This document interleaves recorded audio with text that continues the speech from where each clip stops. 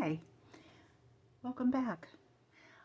Today I'm going to be showing you some of the raw materials that I find, I collect, or I make so that I'm able to put together these nature clusters that are in my journals. I try to keep them flat enough. If they're not, a good cover um, embellishment is the way to go with them if they're a little bit more three-dimensional. But I'll show you some of the things that I've collected and saved and how I store them. The first thing I'm going to show you is bark. And there's so many different kinds of bark out there. And when I go on vacation or just hiking in the woods, it's really fun to pick up these bits and pieces. I never take it off the tree. I always find it on the ground. So one of them is so interesting is this redwood. And we were on vacation when I found this. I think the airport security, if they did open my suitcase, would be wondering what the heck this woman is doing. Another piece that has just some lovely color and texture. It's so smooth. It's really nice. I've used the bark as a tag pull on the top sometimes. It just adds a little bit to the dimension of it all. Regular bark that you find just in your area, just make sure that it's nice and dry. And the more you look at these, the deeper you look into it, the more complex you can see how it's grown. So these pieces are really good to show for a little substrate, to show you how you can put different things on the piece of bark, and yet it still shows through. This is paper birch, and I decided the name spoke for itself, paper, so what can I do with this that I do with paper? And one of the things was using embossing powder on it. And I don't know if you can see that little glow, but I've used gold embossing powder on this. However, be extremely careful because this, if it's overheated, can start burning, just like a regular piece of paper would. Also, I thought, how about stamping? And this is really pretty. I really love it. And you could use that as a belly band if you glued this onto a piece of cardstock, or you could use it for a trim, or even just as a tuck spot. It's just, it's very, very colorful, and it's got a lot of texture to it. Okay, so bark.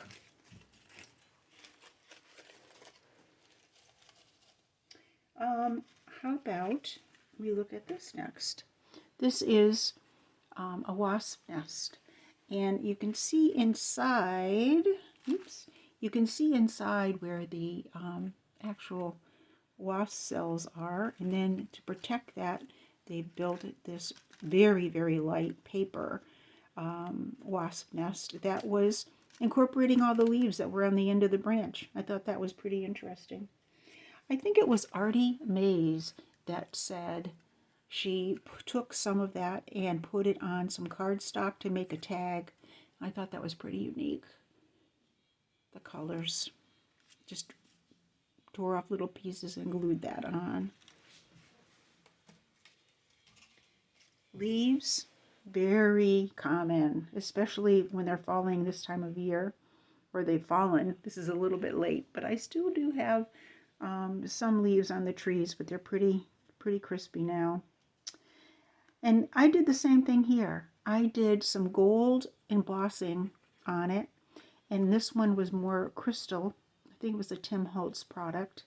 And both of these were from last year. And I take leaves, I throw them in a dictionary and just let them dry out on their own. And I'm not in any hurry. And then I store them and use them as I need them. So leaves of all different shapes and sizes. It's pretty amazing what you can find out there. This is that wool roving that I told you about. I'm lucky enough to have a friend that has sheep, and I have some. You can buy it and you can buy it in all different colors. This has been probably dyed a little bit with this color, kind of like vintage photo color. Anyway, it fits right in, but you can get all different kinds of color of this roving, and it really is very soft, and it fits right in just as a little bit of a background. I have used snakeskin for trim, and again, no animals were hurt doing this. I just found the snakeskin, and a lot of times people wouldn't even recognize that as snakeskin, but it's a nice trim down a page, or you can incorporate it into a tag.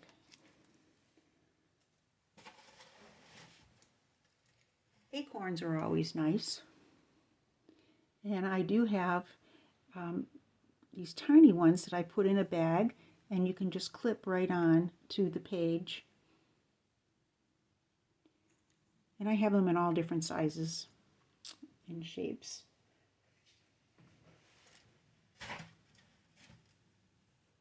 These are, I believe, cedar. I'm not sure, but they're a nice flat, bough that you can take, and this one is covered with the matte medium to give it some more strength, so it won't break out as easily. And these make a lovely attachment to a card, a tag, or even a page, because they're so flat. You're able to do that. I think the fungus, taking it right off of a rotting log and letting it dry out.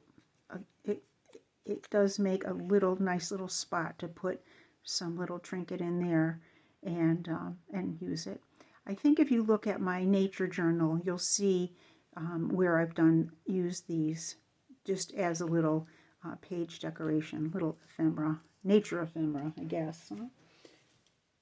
All right. So let's see. The other things that I use are dried flowers, and I have quite a few of my own dried flowers. As a matter of fact, Queen's Anne lace is so nice, and I have it in all different sizes. It makes for a very nice decoration. Again, matte medium first, then cover it with matte medium, and it will really be preserved. These I bought, and I haven't really dived into them yet, but I'm planning on using some of these in these colors for my journals. But dried flowers. And how do I keep all of that? Well, I use these tins.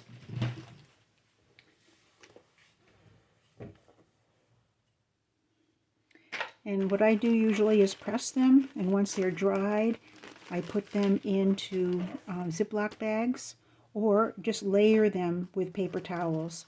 These are rose leaves.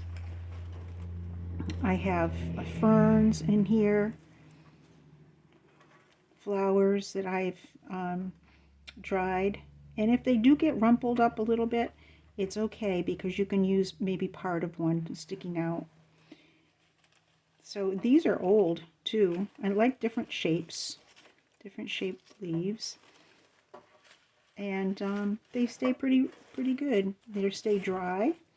And again, if you put all your stuff into these bags, you're going to kill any of the bugs in there after a while.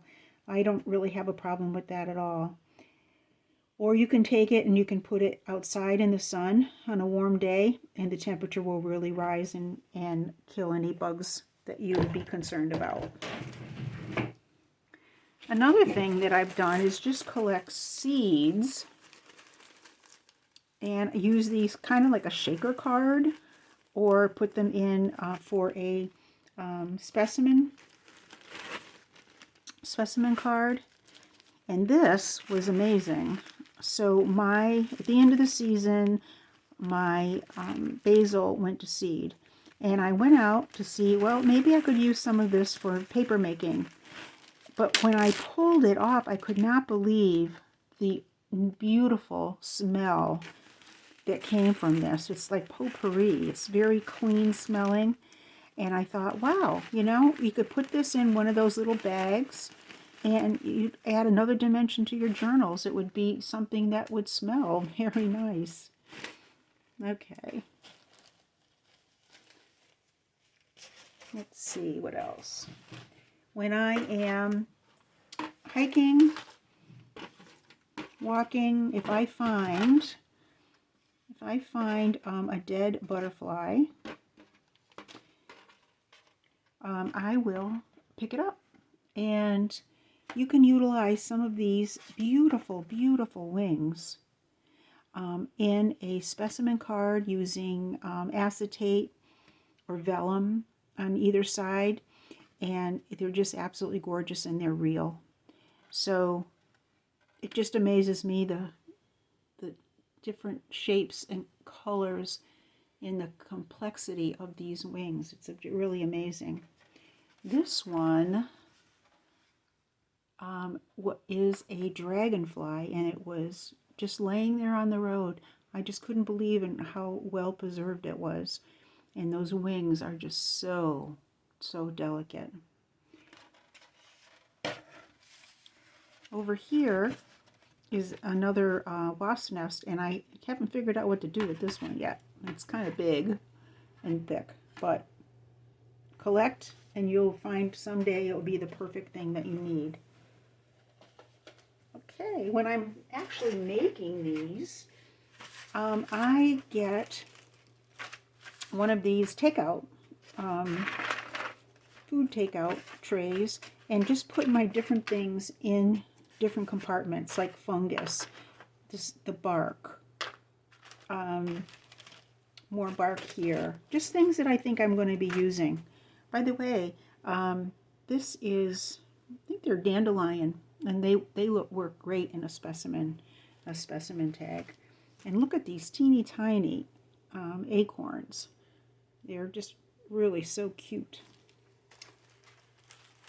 Okay, so I would take this, bring it down, put some of my materials down that I'm going to be using, and then start putting things together. It takes a while, I have to tell you. I tend to want it to be perfect, so it takes a while. But that's part of the process, and when you finally get it arranged the way you love it, it's well worth the time. So I think, oh, I did want to say that on some of my things, I've used this metallic thread and just wrapped it around a twig. Probably more like the copper color, not necessarily the pink, but wrap it around the twig multiple times, and it just gives it a little bit of color to it as well. So I do use things that aren't natural in these nature clusters. Let's see. I think raffia is good. Just strings of raffia sticking out there. In the past, I've had deer hair that got caught on our barbed wire when they kind of wiggle underneath it. I used material. This is from a failed attempt at eco dyeing silk, but I'll get there someday. But in the meantime, I do have some kind of imprint, and we could use this as a background. And then, of course, tea bags. Tea bags are a nice color and a nice background if you want to just rip some part of it out and put it as a backing. Let's see. I think that's the burlap. I mentioned that already. I think I got it covered. I do have eco-dyed paper that I've used, and I made this, and it's watercolor paper, so it's really sturdy.